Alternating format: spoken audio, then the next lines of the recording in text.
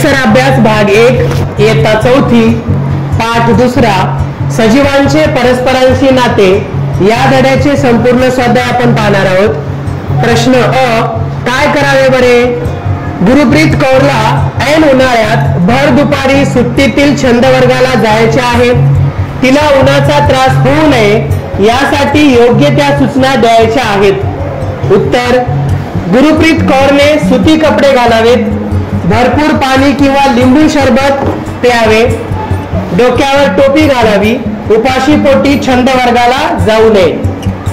पुढचा प्रश्न आ, विचार करा। 1. शेतात पीक उभे आहे, अशा वेळी जोराच्या पावसाने शेतात पाणी साचले तर पीक सडून जाते, त्याचे कारण काय असेल? उत्तर, शेतात 2-3 दिवस पाणी साचल्याने पिकांची मुळे कुजू लागतात। मुळे कुजली की हळूहळू सर्वच रोपटे सडू लागते।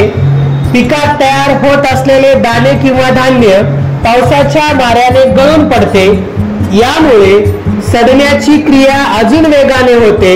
अशा रीतीने उभ्या पिकाची पावसाच्या पाण्याने नासाडी होते। प्रश्न दुसरा, एखाद्या वर्षी पाऊस कमी पडतो, त्या वर्षी शेते का पिकत नाहीत? उत्तर, पिकांना वाढीसाठी पुरेसे पाणी लागते। पाऊस कमी पडल्यावर पिकांना पाणी मिळत नाही, त्यामुळे शेते पिकत नाहीत। 3. धामण हा एक सापाचा प्रकार आहे, तो शेताच्या आसपास का राहत असेल? उत्तर, धामण हा बिनविषारी आणि आकाराने मोठा असलेला साप आहे।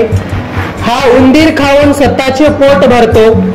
शेतात उंदीर धान्य खायला येतात, म्हणून धामण शेताच्या आसपास राहते। पुढील प्रश्न 4. बर्फ असणाऱ्या प्रदेशात अंगावर केस असणारे प्राणी राहत असतील तर त्यांच्या अंगावर केस दाट असतील की विरळ, त्याचे कारण काय असेल? उत्तर, बर्फ असणाऱ्या प्रदेशात राहणाऱ्या प्राण्यांच्या अंगावर दाट केस असतात। दाट केसांमुळे त्यांचे कडाक्याच्या थंडीपासून रक्षण होते।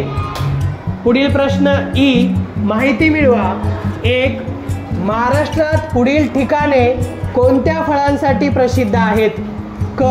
नागपूर, ख. घोलवड, ग. सासवड, घ. देवगड, च. जळगाव। उत्तर, नागपूर संत्री,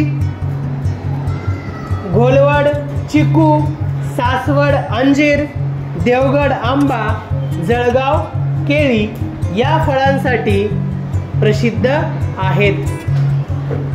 2. या फळांची झाडे त्या विशिष्ट गावांच्या परिसरातच का वाढत असतील, त्याची माहिती मिळवा आणि लिहून काढा। महाराष्ट्राच्या नकाशात ही गावे दाखवा, वर्गातील इतरांना ही माहिती सांगा। तर या प्रश्नाचं उत्तर तुम्हाला स्वतः पूर्ण करायचं आहे। ई, खालील प्रश्नांची उत्तरे द्या। 1. वनस्पतींचा आपणास कोणकोणता उपयोग होतो? उत्तर, वनस्पतींकडून आपणास अन्नधान्य, भाजीपाला, फळे इत्यादी मिळते। आपल्याला फुले, कापड तयार करण्यासाठी कापूस, तोही वनस्पतीकडूनच मिळतो। वनस्पती आपल्याला ऑक्सिजन पुरवतात। पुढचा प्रश्न 2.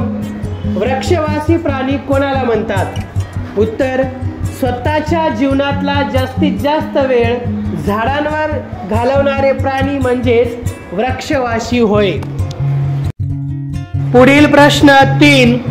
मार्च महिना सुरू झाला की झाडांमध्ये काय बदल होतो?